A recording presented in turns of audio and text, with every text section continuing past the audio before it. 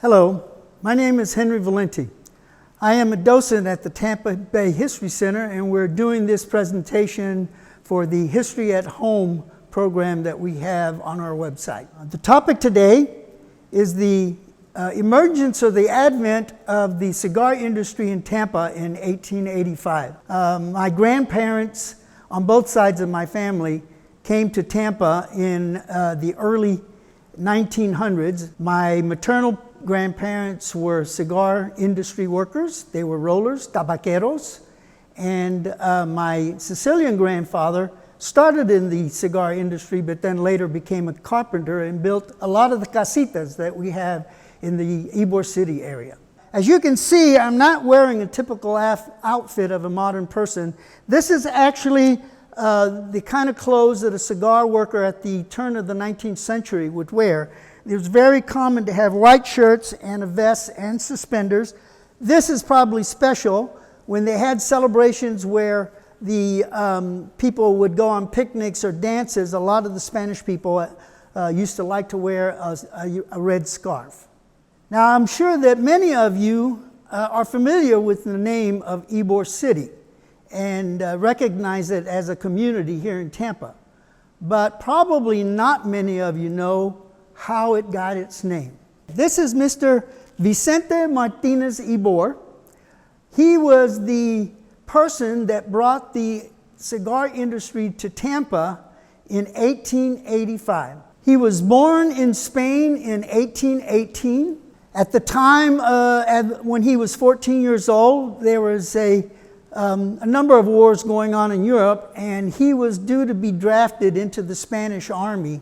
His family, who were well-to-do, decided that a smart thing would be to send him to Cuba so that he could avoid the draft. And so at 14 years old, in 1832, he moved to Cuba by himself.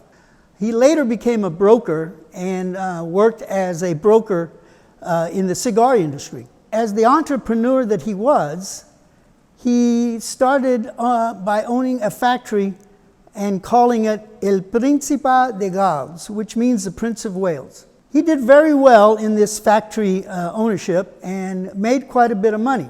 There were some problems going on, though. At the time, the Cuban people were fighting for independence, and there were skirmishes and wars that were happening the whole time that he was the owner of the factory. He actually supported the workers and the Cuban people's right to independence, and also gave them money.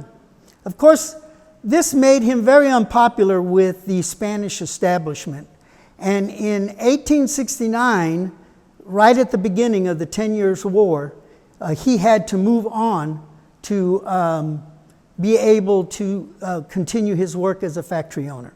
He started a factory in Key West in 1869, which also became very successful. He found that there were limitations as far as his ability to expand, and also the fact that there was transportation problems. The only way you could get to the island was by boat.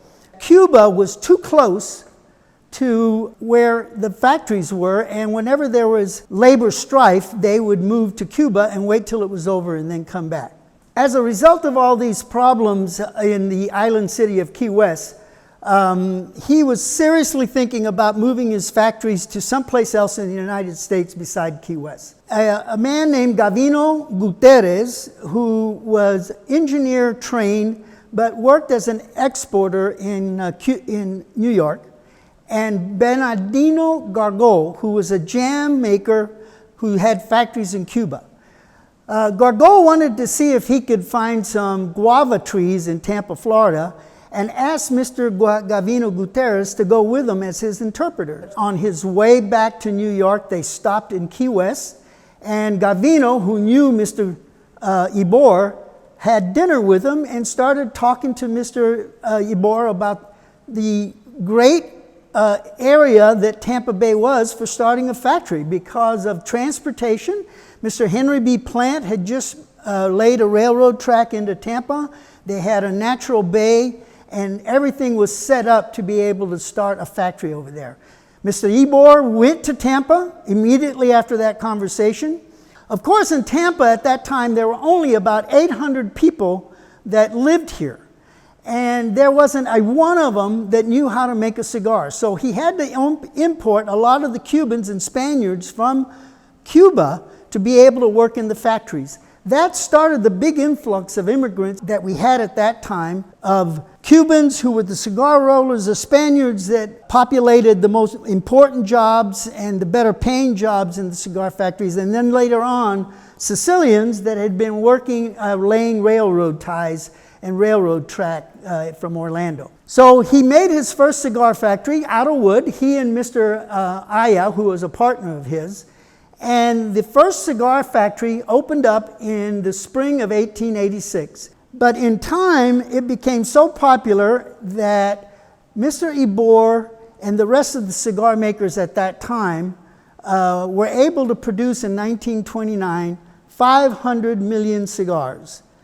There is only one cigar factory left in Tampa, and the reasons for the demise was the advent of, or the prevalence of smoking cigarettes, which moved people away from cigars.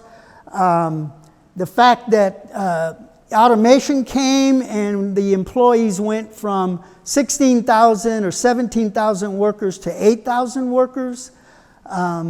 And also the consolidation in trust of the cigar industry itself. The Cuban embargo in 1963 that was precipitated by Castro's revolution.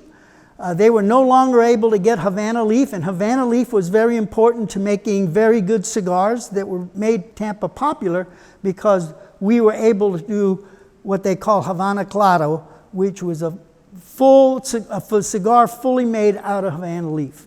That's where we are today. We come from a time when cigars were very popular, and the cigar industry itself made Tampa an industrial city, and the immigrants that followed gave Tampa a Latin flavor that was unique to the USA. Thank you for your time. I hope you've enjoyed this lecture.